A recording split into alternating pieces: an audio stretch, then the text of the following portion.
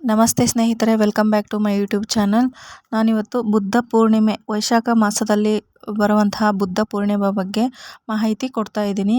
ಯಾವಾಗ ಬಂದಿದೆ, ತಿಥಿ ಯಾವಾಗ ಆರಂಭ ಆಗಿ ಯಾವಾಗ ಅಂತ್ಯವಾಗುತ್ತೆ ಅಂತ ನಾವು ಈ ವಿಡಿಯೋದಲ್ಲಿ ನೋಡ್ತಾ ಹೋಗೋಣ. ಮೊದಲನೇದಾಗಿ ವೈಶಾಖ ಮಾಸದ ಶುಕ್ಲ ಪಕ್ಷದಲ್ಲಿ ಬರುವಂಥ ಹುಣ್ಣಿಮೆಯನ್ನು ಬೌದ್ಧ ಪೂರ್ಣಿಮೆ ಅಥವಾ ವೈಶಾಖ ಹುಣ್ಣಿಮೆ ಅಂತ ಹೇಳಲಾಗುತ್ತೆ.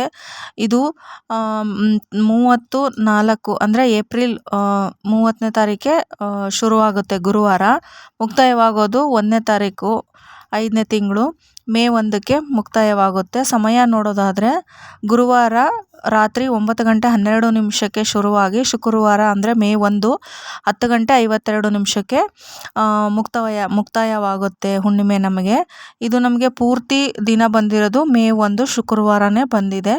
ಅದು ಸೂರ್ಯೋದಯನೂ ಪರಿಗಣನೆ ತಗೊಂಡ್ರೆ ನಮಗೆ ಶುಕ್ರವಾರನೇ ಹುಣ್ಣಿಮೆ ಬೀಳುತ್ತೆ. ಫುಲ್ ಒಂದು ದಿನ ಫುಲ್ ನಮಗೆ ಹುಣ್ಣಿಮೆ ಸಿಗುತ್ತೆ. ಆದ್ದರಿಂದ ಶುಕ್ರವಾರನೇ ಹುಣ್ಣಿಮೆಯನ್ನು ಆಚರಣೆ ಮಾಡುವಂಥದ್ದು.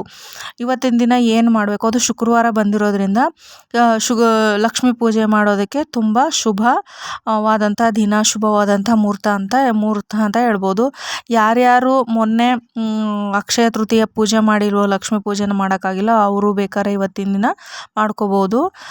ಲಕ್ಷ್ಮೀ ಪೂಜೆ ಕಳಶ ಸ್ಥಾಪನೆ ಬೇಕಾದರೆ ನೀವು ಮನೆಯಲ್ಲಿ ಮಾಡ್ಕೋಬೋದು. ಗುರುವಾರನೇ ಎಲ್ಲ ಮನೆಯಲ್ಲಿ ಶುದ್ಧಿ ಮಾಡಿಕೊಂಡು ಕ್ಲೀನಾಗಿ ಇಟ್ಕೊಂಡು ದೇವ್ರ ಮನೇನ ಶುಕ್ರವಾರ ಬೆಳಗ್ಗೆನೇ ಕಳಶ ಸ್ಥಾಪನೆ ಮಾಡಿ ಲಕ್ಷ್ಮಿಗೆ ಪ್ರಿಯವಾದಂಥ ಯಾವುದಾದ್ರೂ ವಸ್ತುಗಳನ್ನು ನೀವು ಮನೆಗೆ ತರಬಹುದು. ಇಲ್ಲ ದೇವ್ರ ಮನೆಯಲ್ಲಿ ಇಟ್ಟು ಪೂಜೆ ಮಾಡ್ಬೋದು. ಗೋಮತಿ ಚಕ್ರ ಆಗಲಿ, ಶಂಖ, ಕವಡೆ, ಈ ಥರ ಲಕ್ಷ್ಮಿಗೆ ಪ್ರಿಯವಾದಂಥ ಗುಲ್ಗಂಜಿ ಆದರೆ ಆಗಲಿ, ಗಂಟೆ, ಪೂಜಾ ಸಾಮಾನು ಯಾವುದೇ ಹೊಸ ವಸ್ತುವನ್ನು ಬೇಕಾದ್ರೂ ನೀವು ಮನೆಗೆ ತಂದು ಅವತ್ತು ದೇವ್ರ ಮುಂದೆ ಇಟ್ಟು ಪೂಜೆ ಮಾಡ್ಬೋದು.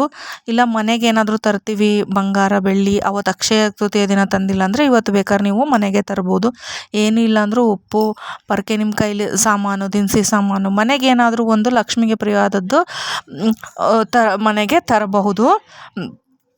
ಅದಲ್ಲದೆ ಯಾವ ರೀತಿ ಪೂಜೆ ಮಾಡೋದು, ಲಕ್ಷ್ಮಿಗೆ ಪ್ರಿಯವಾದದ್ದು ಏನು ಅಂತ ನೋಡೋಕೆ ಹೋದೆ. ನೈವೇದ್ಯದಲ್ಲಿ ಬಂದರೆ ಪಾಯಸ ತುಂಬ ಪ್ರಿಯವಾದಂತಹದ್ದು. ಇಲ್ಲಾಂದರೆ ಹಣ್ಣು ಏನಾದರೂ ನೈವೇದ್ಯ ಮಾಡ್ತೀನಿ ಅಂದರೆ ಹಣ್ಣು ನೈವೇದ್ಯ ಮಾಡ್ಬೋದು. ಗೋಧಿಯಲ್ಲಿ ಮಾಡಿದಂಥದ್ದು ಲಕ್ಷ್ಮಿಗೆ ತುಂಬ ಪ್ರಿಯವಾದದ್ದು.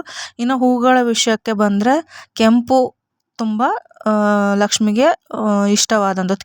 ಕೆಂಪು ದಾಸವಾಳ ಇರೋ ರೋಸ್ ಆಗಿರ್ಬೋದು, ಆಮೇಲೆ ಮಲ್ಲಿಗೆ ಹೂವು ತುಂಬ ಲಕ್ಷ್ಮಿಗೆ ಪ್ರಿಯವಾದದ್ದು. ಇನ್ನು ಅಭಿಷೇಕ ಮಾಡೋದಾದರೆ ಲಕ್ಷ್ಮೀ ವಿಗ್ರಹ ಇದ್ದರೆ ನೀವು ಪಂಚಾಮೃತ ಅಭಿಷೇಕ ಮಾಡಬಹುದು.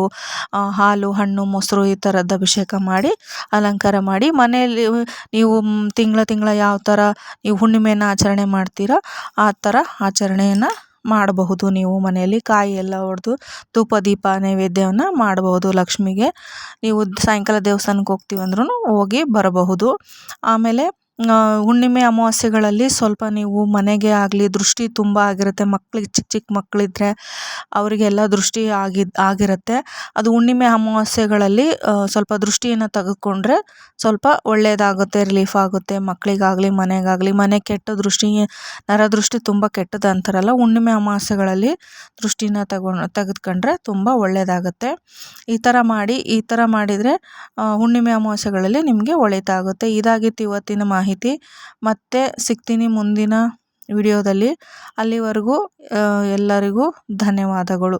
ಲೋಕ ಸಮಸ್ತ ಸುಖಿನೋ ಭವಂತು, ಸನ್ಮಂಗಲಾನಿ ಭವಂತು, ಧರ್ಮೋ ರಕ್ಷತಿ ರಕ್ಷಿತಃ.